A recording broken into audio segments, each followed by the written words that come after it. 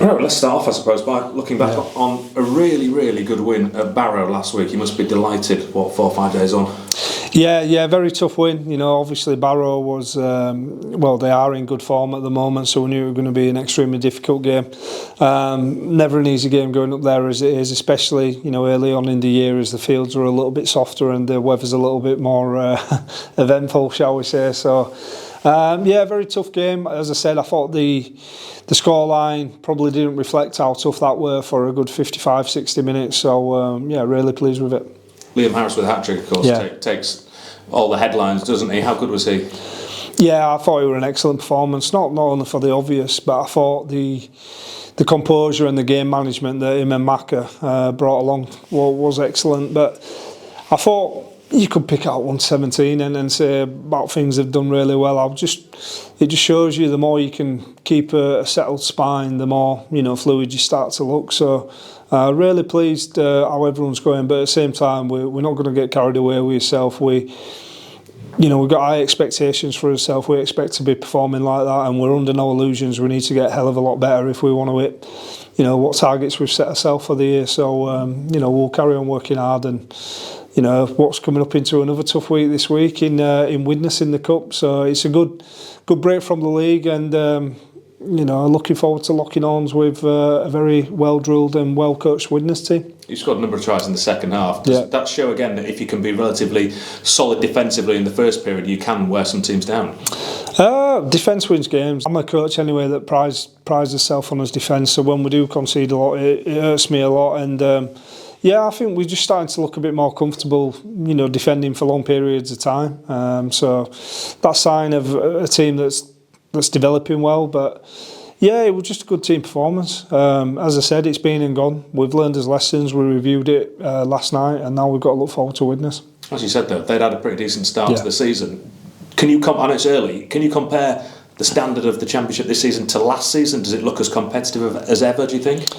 I think it's definitely the most competitive Championship I can think of in the last 10 years. Anyhow, I think if you're not on your money any day of the week, you're going to get burned, because anyone can beat anybody. So it's exactly what your neutral fan wants to watch. It's exciting to coach in, and I'm sure it's very exciting to play in as well. So the product's there, isn't it? You know, I don't think there's any games where you tune in and you think, oh, you know, so-and-so's going to towel up so-and-so. It's exactly what you want. You've got to make sure that you're getting tested every week. You've got to be well prepared mentally as well as physically, and long may it continue.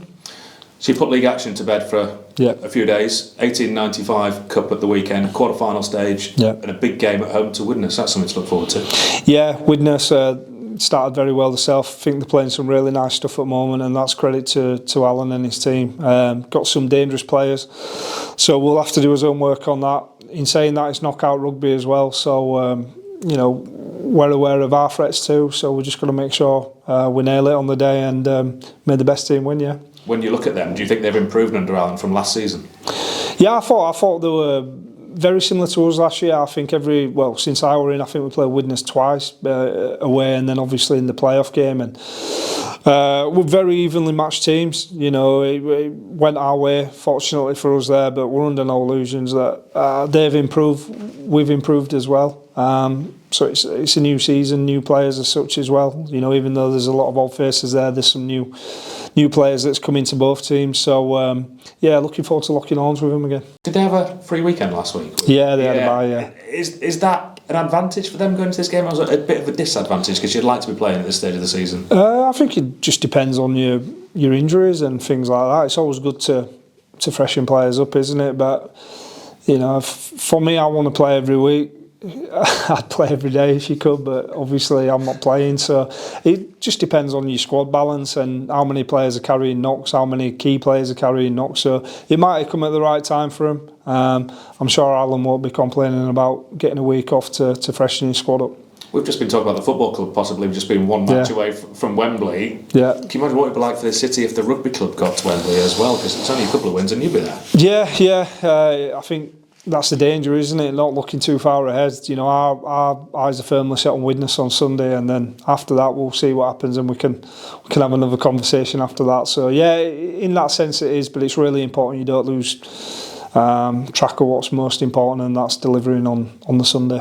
Do you think that's the carrot that both coaches would use, or would always use in this competition? That Wembley carrot, that this is what this competition can do for you and for the club? Yeah, it's exactly the same as Challenge Cup. You know, everyone wants to go to Wembley, don't they? Everyone wants to play on that grand stage, but you know, it doesn't just get given to you. So, as I said, we'll keep nice and down to earth about it. We've got to make sure that we train hard, and then the team that goes out there on Sunday's got to nail how we want to play. Team news then. Liam Harris, I think he had his ankle heavily strapped, didn't he, last week? How is he, first of all? Yeah, he took a bit of a bump as he scored one of them tries. Someone landed on him awkward, so he settled down a hell of a lot. We'll give him until Friday, but he says he's moving a lot better. I don't think there's any significant damage. It's just whether, you know, the swelling goes down in time. I don't think he wanted to come off, did he, last week? Do you have to suddenly, at times like that, sort of take charge and say, no, we know we've got a long pitch here, it's not just about this game? Yeah, the game had been won, I think, the last 10 minutes, and yeah, trying to drag him off the field is not exactly the easiest thing, but I'd rather have players like that than people begging to come off. So, yeah, it was more just being wise about it. He'd been playing, I think, for 50 minutes with it, so we're just trying to look after him a bit there. As I said, I thought it was a proper captain's knock from him, not only with how he played, but you know, dealing with the injury as well as managing the game how he did. Conor Bailey also was out playing with a bit of a knock, wasn't he? What conversations go on between you and the medical staff about how far you can push these players at times when they're maybe not 100%? Ultimately, it's on the player, isn't it? You know, it's all right me saying go out and do this. The player's got to feel comfy enough to play. But all I say to the players is, if you're playing, then I expect you to, you know, play how we know you can play. So if you are carrying a bump going into a game, don't say you're fit unless you're willing to play with that bump. And we've got a real tough group here. You know, every single player will put their arm up. So if you do that, you've just got to be smart. But you know, one thing I'd be keen to stress too is we try not to risk players, or we don't risk players that, you know, we could cause a lot of damage to. It's mainly just people carrying, you know, bumps and bruises that are going to be uncomfy and probably, you know, not too pleasant a day or two after the game. But if someone's got an obvious, you know, injury where you know it's going to cause some significant damage, then, you know, that's a different story altogether, isn't it? Atta Ngannou was named the 21, obviously didn't make the 17. What's the latest on him? Yeah, he's getting there. He won't be far off this week, if I'm honest with you. You know, he was a very small fracture in his hand, so he's back doing most things now.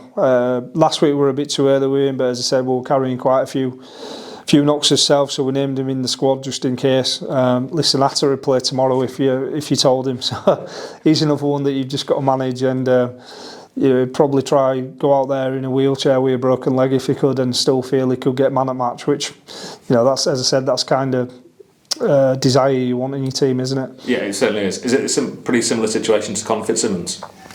No, Connor's were more of a muscular strain, so obviously Atta's were an impact injury. In relation to him being ready for game time. Sorry, apologies. Yeah, no, Conor probably another 2 weeks away yet. We're just struggling for middles at that time, so we put Conor down just in case. Brad Ward, he's had a bit of a hamstring issue, hasn't he? Wardy should be getting his final checks done this week, so all being well, he should be back in contention for the Doncaster game. Is there anyone else that we've missed out who may not be available this weekend that's been playing recently? You have to wait and see. Very, very good answer. You've also made a new signing this week. Yes. What can you tell us about Scott? Yeah, Scott. Clint's been tracking him for a good year, and he made me aware of him in the pre-season. So as soon as the possibility came to sign him, I was delighted. He's a very strong carrier of the ball. You know, he's an outside back, wing or centre.